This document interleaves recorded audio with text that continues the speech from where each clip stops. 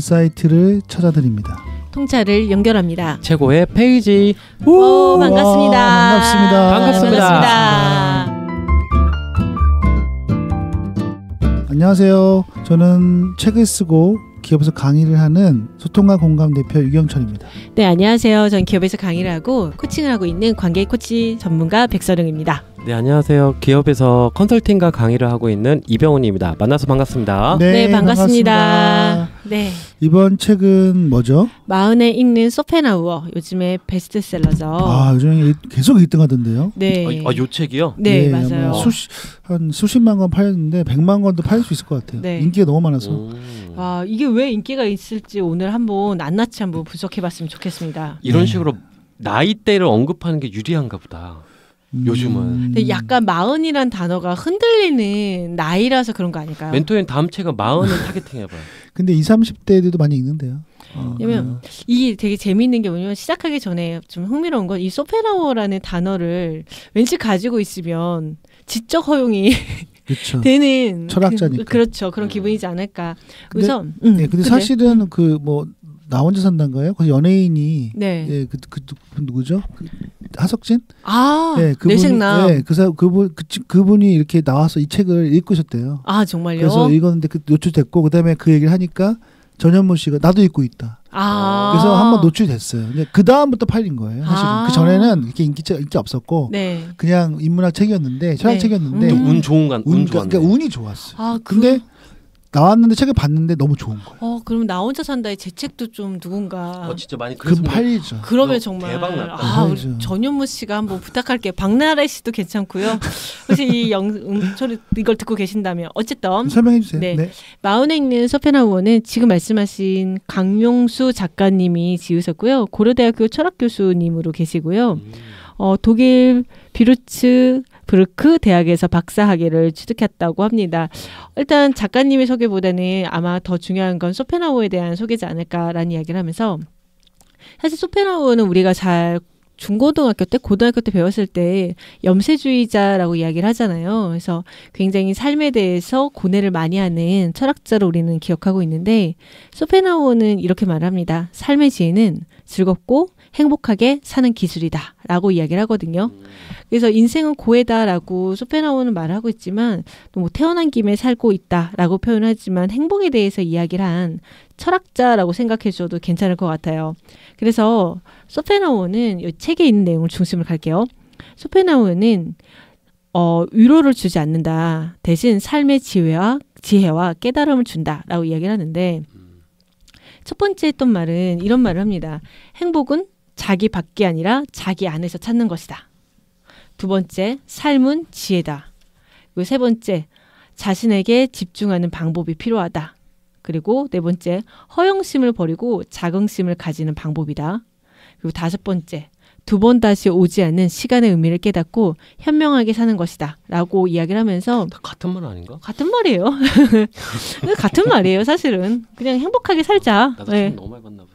근데 소펜하우어에 따르면 인생을 좀 즐기면서 살아야 된다라고 이야기를 하면서 소펜하우어가 염세주의자가 될 수밖에 없었던 건 어찌 보면 그가 살아온 삶의 이야기를 좀 보면 될 것 같아요. 그러니까 이분이 언제부터 이렇게 학계에 주목받기 시작했을까라고 하면 여기 40대 중반부터라고 이야기를 하거든요. 그러니까 그 전에도 소펜하우어는 30대에 독일 베르린 대학교에서 강의를 할 기회가 있었는데 그때 당대의 최고 철학자인 헤겔하고 같은 시간대에 일부러 개설한 거예요. 그러니까 당연히 빈 강의시 됐죠, 자기는.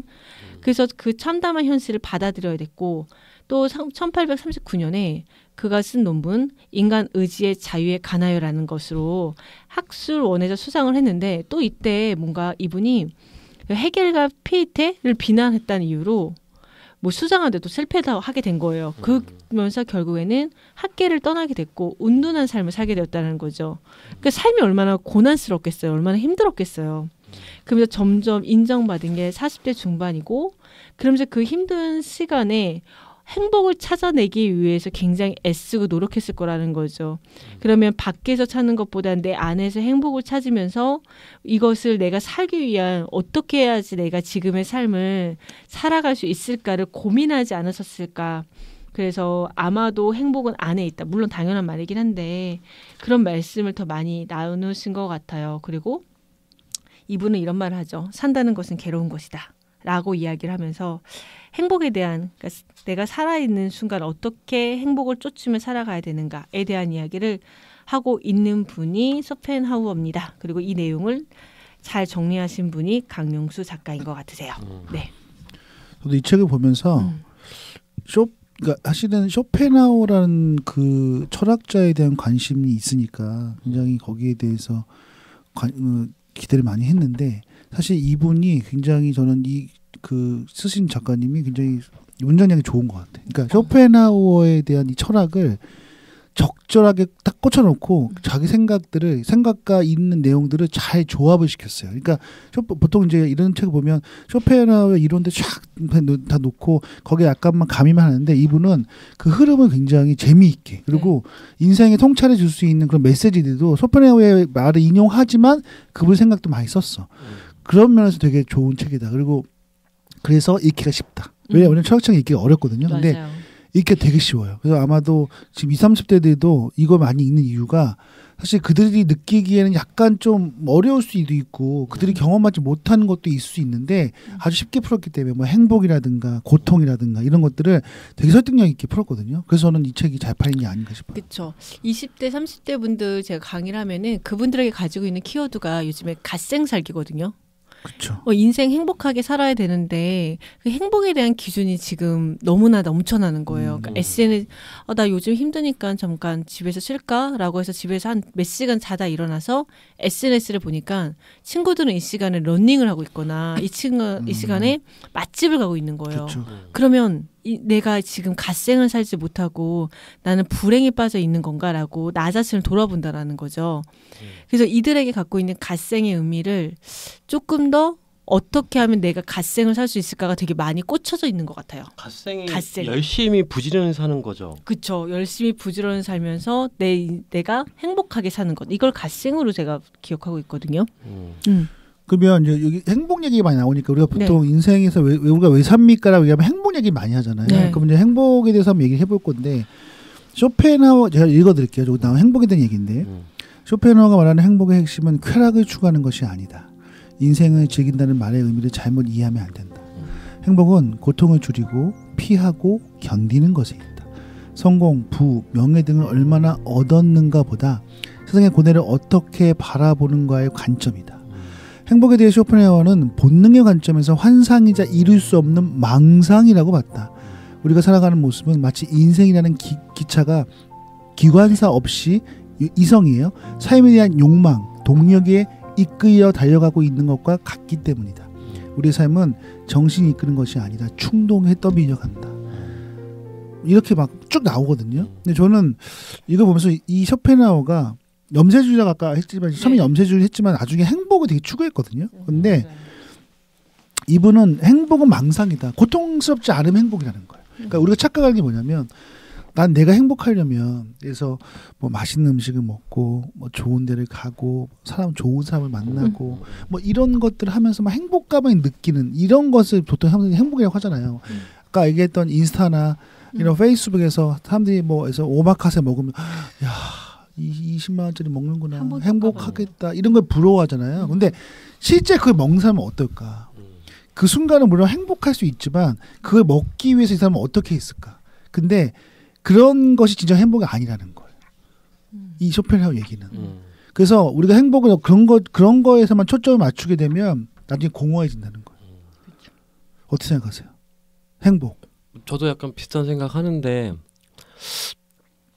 저는 좀 페이스북, 인스타를 최대한 좀 안 보려고 해요. 전 유튜브는 좀 많이 보거든요. 네. 역사를 많이 보는데 왜 그러냐면은 얼마 전에 김미경 씨가 강연을 하는데 그런 이야기를 하시더라고요. 되게 멋있는 말이었는데 요즘에 그 젊은 친구들이 이런 페이스북이나 인스타에서 비교하기를 하는데 거기서의 비교는 뭐냐면 나의 최고 바닥과 남의 최상을 견주는 것을 비교라고 하더라고요. 그러니까 딱 적절한 표현 같아요.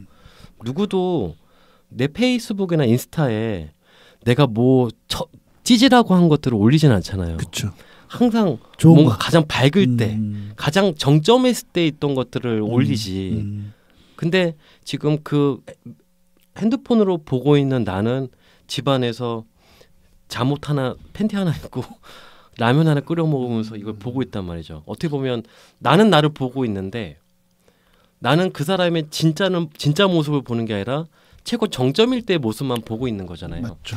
그러니 고통스럽다라는 이야기를 해요.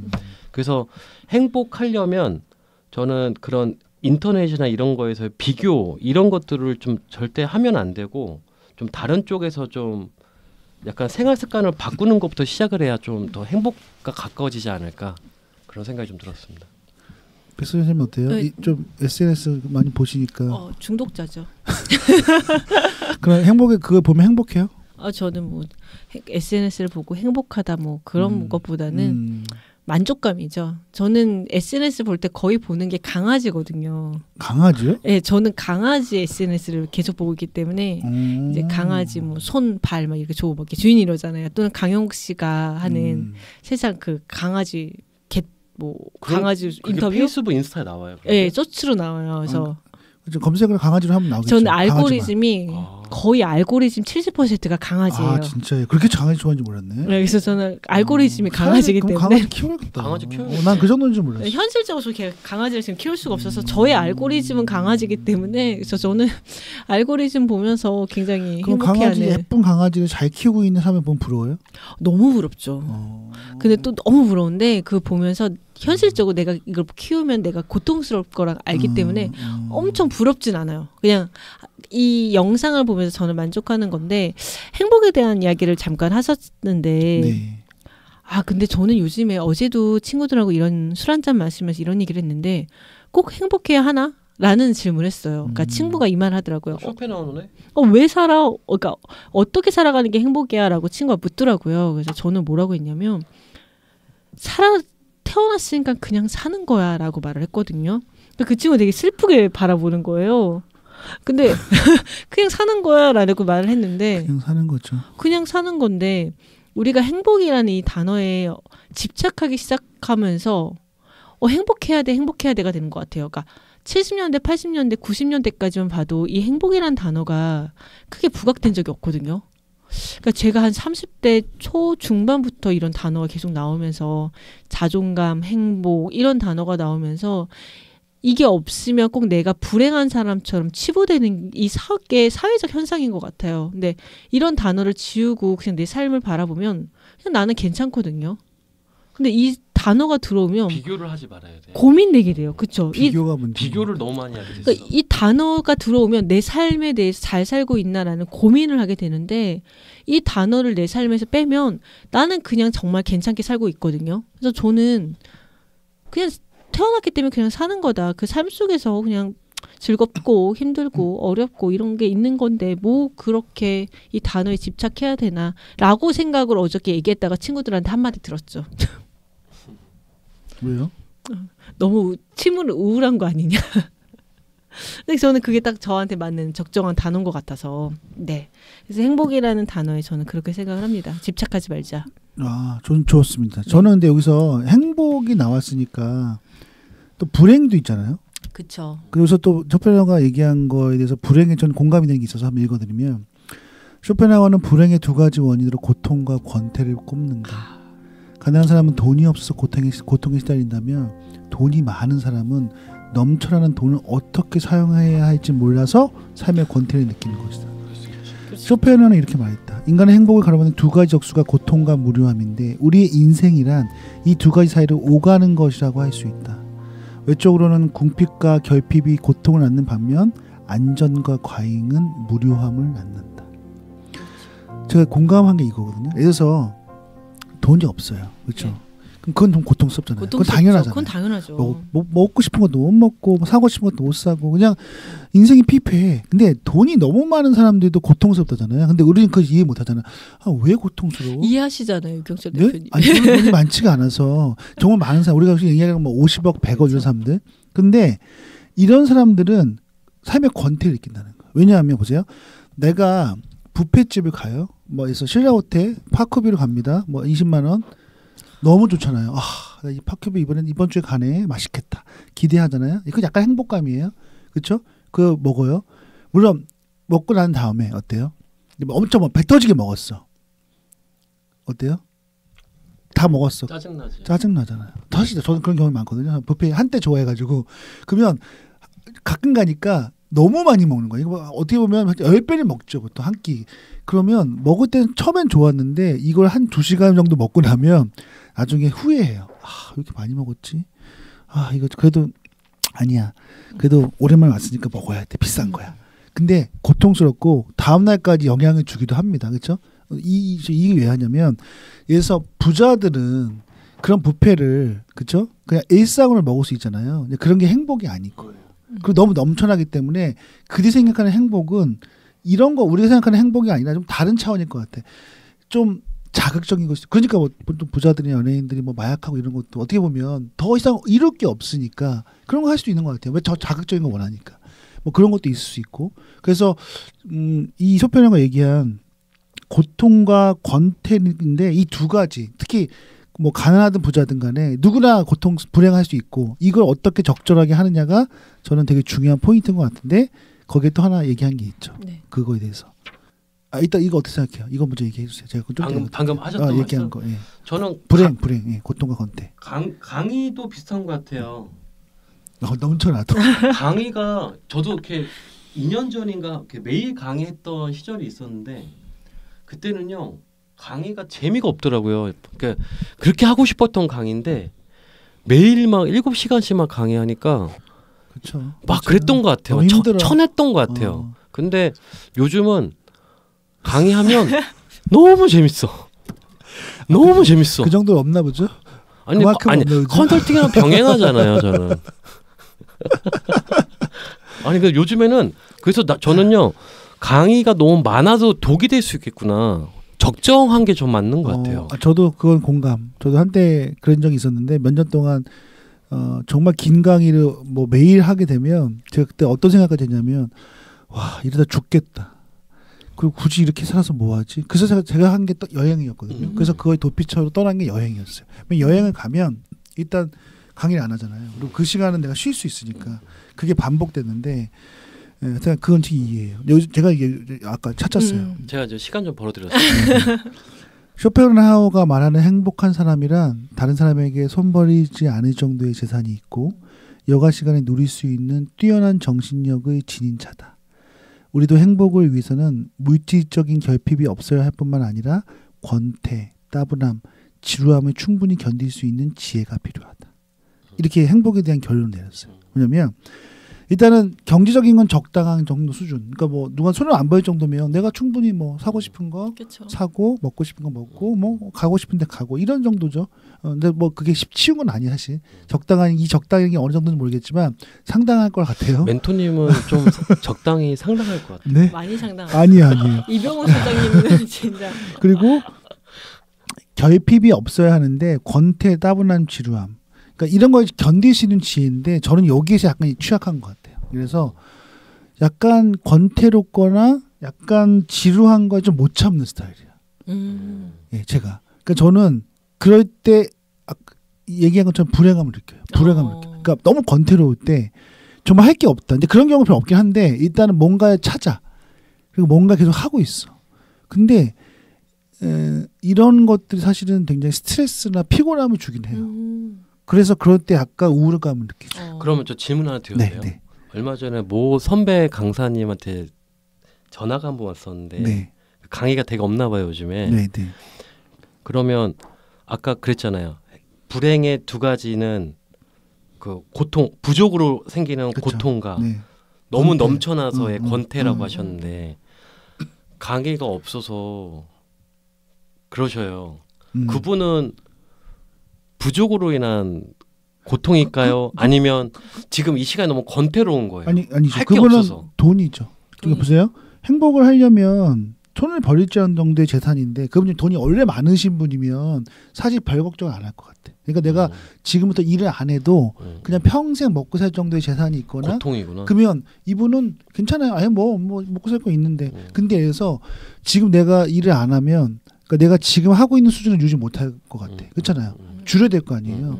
그런 고통이죠. 그쵸. 그리고 지금 내가 봤을 때 그분은 어느 정도 되는지 모르겠지만 고통에 가까워. 고통이네. 그렇죠. 그렇죠. 그래서 이런 거죠.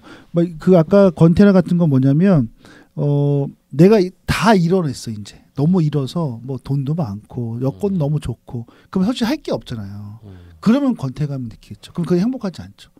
그때는 그렇죠. 그때는 이제 뭐 찾아야겠죠. 보통 한 5, 60대 중에 어느 정도 자리 잡은 분들은 약간 이런 감정이 생길 수 있겠네요. 권태로움 이런 게 가능성이. 은퇴한 분들. 그래서 다 갖췄는데 뭐 은퇴했는데 할 일이 없어. 근데 그것도 권태로운 게 뭐냐면 일단은 기본적으로 내가 갖추기 뭐 먹고 사는 문제도 뭐 상관없고 다 있긴 한데 일이 없잖아요. 거기에 대해서 자신의 존재 가치가 떨어지는 자존감과 연결돼 있죠. 그래서 아마 권태로울 거고. 근데 그럴 경우에 만약에 이런 인문학적 지식이나 철학적인 지식이 있으면 그렇죠.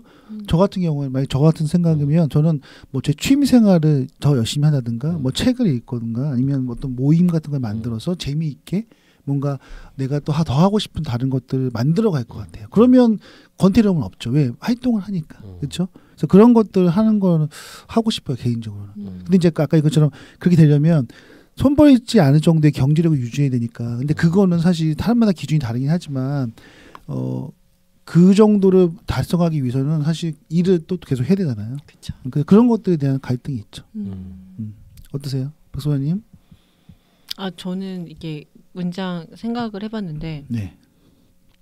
저한테 고통은 무엇인가라고 했을 때 제 고통은 저는 혼자 있는 시간 되게 좋아하거든요. 네. 저 권태로워도 지루해도 되게 잘 이겨내요. 그래요? 예. 권태로운 적이 없는 것 같은데. 그러니까 저 며칠 전에 어제 친구들하고 얘기했던 이야기가 계속 회자되는데 친구가 그러는 거예요. 한 명이 자기는 하루 동안 혼자 있으면 그걸 못 견딘대요. 혼자 하루만 있어도. 나도 그래. 근데 저는 3박 4일 5일을 집에만 저 얼마 전에 집에만 혼자 가만히 있었거든요. 안 나가고. 독한 거 아니에요 혹시? 카톡은 하죠. 카톡은 하는데 근데 거의 그런 것도 되게 잘 지내요. 멍하니 있는 시간도 너무 좋아하고.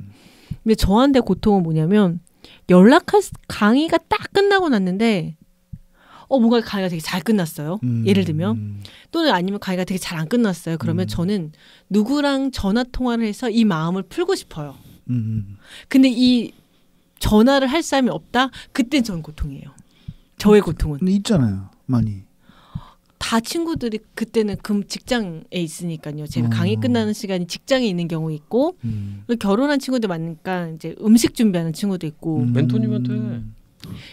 그러면 가끔 해요. 유경철 대표님 가끔 해요. 유경철 대표님은 이제 거의 이제 한봉희 멘토님 전화. 한봉희 멘토님 반가워하시고. 네, 알겠습니다. 알겠습니다. 근데 어쨌든 이게 저한테는 가장 고통은 뭐냐면 이 고통은 저는 그거예요. 내가 즐겁고 힘듦을 나눌 수 있는 사람이 순간 존재하지 않을 때가 저는 고통이에요. 근데 전화했는데 바쁘다가 막 끊어. 그러면 그때부터 이제 고통이 밀려오기 시작해요. 저는. 나네. 3분 이상 통화 못하잖아. 그러니까요. 그래서 저는 이런 측면에서 보면 저는 어느 고통에 해당될까요? 근데 뭐 그것만 있으면 완벽해요? 만약에 전화만 마음대로 통화할 수 있는. 네, 저는 관계만 좀 잘 되면 좋아하는 사람 백수 한 명은 만나세요. 그게 뭐 애인이든 연인이든 친구든. 제가 또 먹여 살려야 되겠네요. 아니 백수 연인 말고 그냥 친구 백수 친구. 제 나이에 백수 친구면 노력해 보겠습니다. 네, 감사합니다. 소페나우 이 말 되게 좋더라고요. 저는 이 문장이 성공하고 싶다면 원하는 바를 가져라. 행복하고 싶다면 가진 것을 즐겨라. 이 문장이 저는 이 책이 그냥 끝인 것 같아요. 저는요. 그냥 행복하고 싶다면 가진 것을 즐겨라. 가진 게 없으면요. 그래서 이제 그때는 고통인 거죠. 대표님께 메비우스의 띠처럼 이야기가 오고 가고 있는데, 네, 결국엔 가진 게 없다 할지라도 가진 게 없는 사람은 없거든요. 따지고 보면 어쨌든 손과 발이 있고 그리고 움직일 수 있는 자유가 있고 그것도 내 인간에게 가지는 거잖아요. 이런 것들을 즐길 수 있는 거죠. 제가 말하니 좀 어색하네요. 성공하는 거죠. 다시 한번 읽어주세요. 성공하고 싶다면 원하는 바를 가져라. 내가 성공하고 싶어요. 근데 원하는 게 그래서 결혼이에요. 근데 결혼이 안 돼. 그러면 너무 불행한가요? 성공하지 않은 건가요? 그러니까 현실 가능한 거를 추구해야 된다는 거죠. 근데 현실 불가능한 거는 망상이죠. 네. 현실이 가능하잖아요, 근데. 제 얘기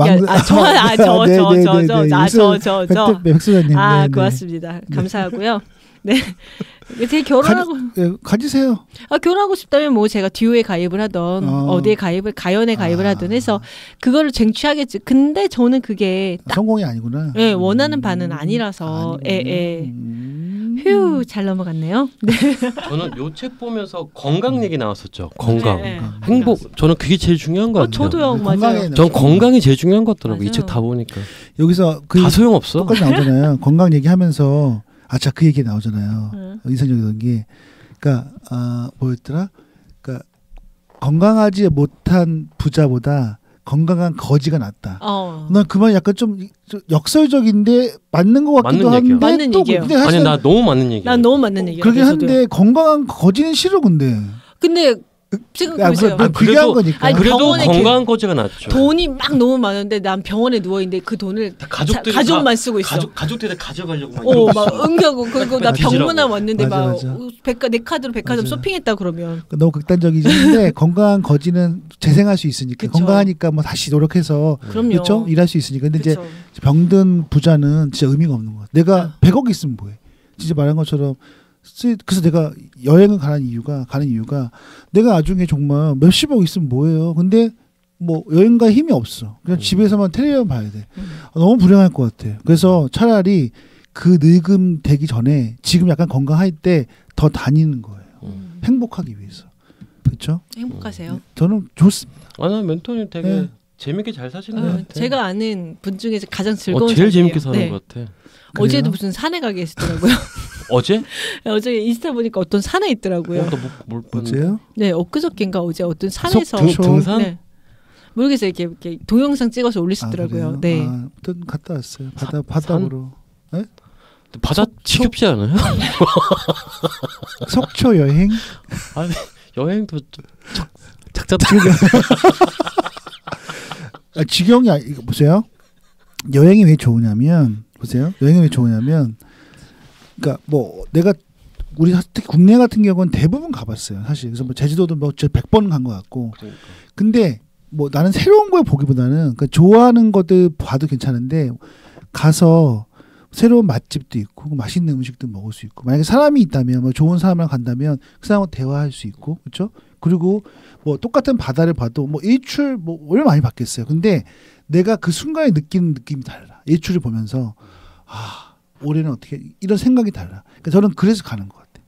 그러니까 내가 지금 있는 이 환경을 계속 바꿔주는 건데 사실 갔던 곳을 가도 똑같은 곳을 가도 느낌이 다르고 물론 이런 거 있어요. 새로운 곳을 가면 좀 새롭죠. 그래서 웬만하면 새로운 데 가려고 하고 근데 내가 좋아하는 곳은 또 가요. 제주도 같은 경우는 똑같은 곳을 여러 번 가요. 근데 그 느낌이 달라. 근데 그게 나한테 행복감을 줘요. 그러니까 뭐 어떤 사람들은 여행은 똑같은데 왜 가? 이런 얘기하면 저는 생각이 다르니까. 그건 개인의 가치잖아요. 멘토님 선순환인 것 같아요. 보기 좋아서 그래요. 그래요? 너무 부러워하지 마세요. 부러워하지 않아요. 하면 돼요. 아니요. 저도 50대 되면 50대 되면 나도 잘 다녀요. 지금은 저희는 일해야 되니까 일할 때니까. 저 일 안 합니까? 지금 뭐예요? 지금 전 백수입니까? 일 엄청 많으신데. 일도 하고 근데 이건 있어요.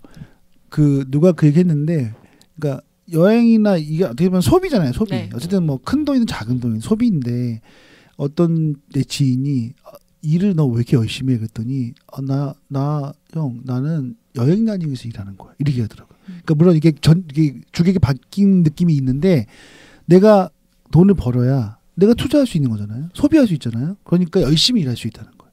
근데 만약에 그런 이 친구한테는 여행을 매번 가는 거가 원동력이 돼요. 일하는 거에 대한. 그럼 더 열심히 해주잖아요. 뭐든 저도 약간 그런 게 있어요. 제가 뭐 해서 일을 안 하고 여행만 다니면 다닐 수 있겠습니까? 뭐 그런 돈이 어디 있겠습니까? 근데 어쨌든 일을 열심히 하고 거기에 몰입해서 좋은 성과를 내면 또 그게 선순환으로 여행을 갈 수 있고 어떤 분은 명품 백을 사겠죠. 저는 백을 사는 대신에 여행 가는 겁니다. 맞아. 근데 은근히 돈 버는 거에 비해 그런 건 별로 안 사시는 것 같아. 명품 이런 건 별로 관심이 뭐 능력도 없고 대신 기계 비싼 걸 사시잖아요. 아니 해봤자지. 아니 전자기기 비싼 걸 사셔야 되지. 해봤자요. 몇 개 안 되니까. 근데 정말 그런 명품은 사실은 관심은 있죠. 뭐 입으면 좋죠. 근데 저는 그 돈을 차라리 그냥 옷은 저기 할인하는 거 사 입고 그 돈을 여행 가거나 뭐 내 경험을 좀 더 사고 싶은데 쓰고 싶어요. 그게 제 철학인 것 같아요. 네. 경험 소비를 하시는 것 같아요. 그렇죠. 네. 그게 좋은 것 같아요. 네. 어쨌든 우리 마지막으로 한번 같이 이 행복 사실 할 얘기 너무 많은데 재밌어요. 또 이 내용들이. 이거에 대해서 한번 본인 총평 한번 하고 끝낼까요? 네. 뭐 아니면 좀 키워드 아니면 뭐 문장 읽어줄 거 혹시 있으시면 네. 한 번 더 그것도 언급해도 괜찮을 것 같아요. 워낙 좋은 문구들이 많아서. 맞아요. 네. 저는 그냥 읽어드린 건 아니고 그냥 키워드만 좀 언급하면 저기 가짜 행복과 진짜 행복이라는 게 나오는데 내가 생각하는 행복 중에 그러면 가짜 행복은 뭐였고 내가 지금 미처 깨닫지 못하는 진짜 행복은 뭐였을까 막 이런 거 한번 생각해보면 진짜 행복은 뭘까요? 본인 생각할 때. 이 생각 정리는 안 되는데 이 페이지 읽을 때 조금 그런 생각을 했었어요. 그러면 지금 이 순간 뭐 요즘 시기라도 괜찮고 어때요? 행복하세요? 그렇지 않으세요? 요즘에 조금 불안해요. 불안해요, 솔직히. 그러면 행복하지는 않은 거네요. 불안한 거는. 근데 행복해요. 불안해서 행복해요. 왜요? 저는 약간 쪼이는 약간 그 느낌을 또 즐기거든요, 이게. 그러니까 오히려 2년 전에 매일매일 강의 들어와서 강의할 때보다 사실 지금이 전 더 행복해요, 사실은. 그러니까 뭔가 미래가 뭐 좀 불투명하고 아니면 조금 뭐 위기감이 왔을 때 그런 걸 더 이렇게 에너지를 써서 전환시키고 싶은 그런 욕망이 있는 것 같아요. 그러니까 약간 비교를 해보면 2년 전에 막 이렇게 온라인 강의 많이 하고 매일 7시간씩 막 이렇게 사람들 온라인 주변에서 듣든 말든 막 혼자 막 떠들고 시부리고 하면서 했던 돈도 많이 벌었었는데 그때는 약간 반복되는 느낌이 있었는데 지금은 솔직히 저도 종잡을 수가 없어요. 이게 어떻게 풀릴까 나라는 사람은. 그러니까 막 컨설팅으로도 막 하고 있고 한데 그러니까 그런 가능성 대신에 불안하죠. 근데 그게 있어서 모르겠어요. 지금의 자 상태가 행복하냐? 그러면 행복한 거일 수도 있겠어요. 오히려 지금의 상황에서 제가 불행한 거는 결국 먹고 사는 문제 때문에 저는 회사로 들어가야 될 것 같아요. 뭐 이렇게 나오면 좀 불행할 것 같은데 아직 그 정도는 아닌 거잖아요. 그래서 그냥 저는 행복한 것 같아요. 네. 제가 하고 싶은 일을 할 수 있으니까. 부사님 어때요? 행복에 대해서 본인 척도를 한번. 행복의 척도에서 총점으로 바라봐야 될 것 같은데 관계, 그러니까 우리가 그러잖아요. 행복이 관계, 제가 봤던 기준이 관계, 인간관계, 건강, 재정 상태, 그리고 주변 사람들의 행복도 이런 것들의 총합이 지금 나의 행복이라고 저는 생각을 하거든요. 그렇죠. 왜냐면 행복이 너무 막연한 단어라서 저는 만족해요? 이렇게 봤을 때 근데 이 요소 중에서 어떤 것은 점수가 낮은 게 있고 어떤 건 점수가 정말 높은 게 있어서 그래서 여기에서 제가 행복하다 불행하다라고 평가한다라는 거는 좀 저는 어불성설인 것 같고 이해되지 않는 척도인 것 같아서 다만 그냥 내가 한 요소에 지금 좋지 않은 점은 그냥 수용하면서 그냥 내가 가진 것을 더 즐기면서 살아가는 게 맞지 않을까. 그래서 저는 그 행복이라는 단어에 크게 아까부터 말씀드린 것처럼 의미를 두지 않았다라는 말씀을 드리면서 쇼펜하우어가 했던 말씀에서 저는 마지막 하고 싶은 말은 행복에 대한 척도 중에 척도는 아니었죠. 이분께서는 관계에 대한 말이 있더라고요. 근데 저는 이 관계의 말이 참 괜찮은 것 같아요. 서로 견딜 수 있는 적당한 간격을 발견했다. 그것은 바로 정중함과 예의다. 라고 이야기를 하더라고요. 그러면서 고슴도치 사례를 이야기를 하거든요. 고슴도치가 추울 때는 같이 온기를 나눠야 되기 때문에 자신의 고슴도치를 그 가시를 뉘어서 함께 온기를 나누는 따뜻함을 가진다라고 얘기를 하더라고요. 그러니까 관계에서 되게 중요한 건 타인과의 적정한 관계를 유지하는 것도 간격 유지하는 것도 중요한 것 같고 두 번째는 그 사람과의 관계를 잘 유지하기 위해서 정중함, 존중의 태도를 보여주는 것도 중요하다라는 말씀을 드리면서 행복에 대해서 오늘 이야기를 할 때 이런 관계적인 측면은 좀 관광된 것 같아서 잠시 말씀을 드렸습니다. 좋다. 그 말 좋네요. 그렇죠? 정중함. 제가 뭐 저는 마지막으로 행복 얘기하면서 아니 이건 좀 백선영 선생님한테 하는 말은 아니고 연관이 좀 있는 것 같아서 이거 재밌는 게 뭔가 발견돼서 한번 읽어드릴게요. 일단 인간관계도 마찬가지다. 외로운 모태솔로는 다른 사람과의 만남을 원하기도 한다. 그래서 처음 만나는 사람과 신선하고 설레는 마음으로 대화를 나누며 좋아한다. 반대로 이성에게 너무나 인기가 많은 사람, 예를 들어 카사노바 같은 사람도 나름의 고통이 있다. 사람을 만나면 만날수록 무료함과 따분함을 느끼기 때문이다. 모태솔로는 이성과 함께 하기 원하지만 바람둥이는 어장관리 힘든 생활을 하고 있다. 아 제가 이 얘기가 왜 있냐면 어장관리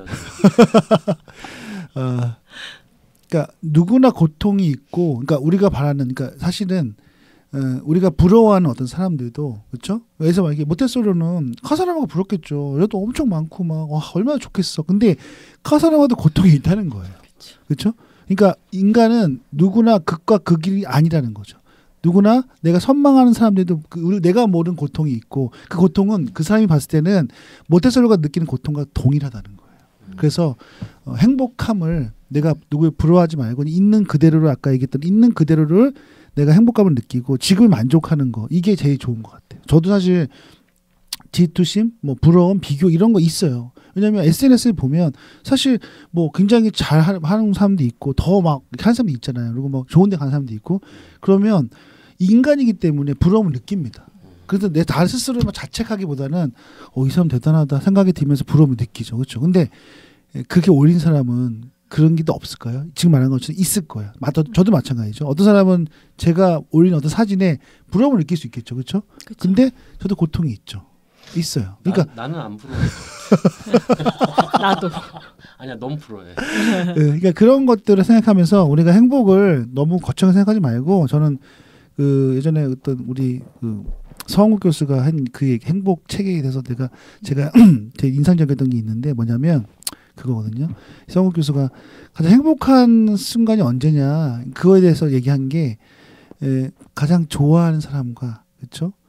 그 시간에 맛있는 음식을 먹으면서 뭐 그게 뭐 술이든 음료수든 짠 하는 순간. 그러니까 좋아하는 사람과 그게 가족이라면 가족, 뭐 연인이라면 연인, 아니면 뭐 친구들, 우리 같은 지인들.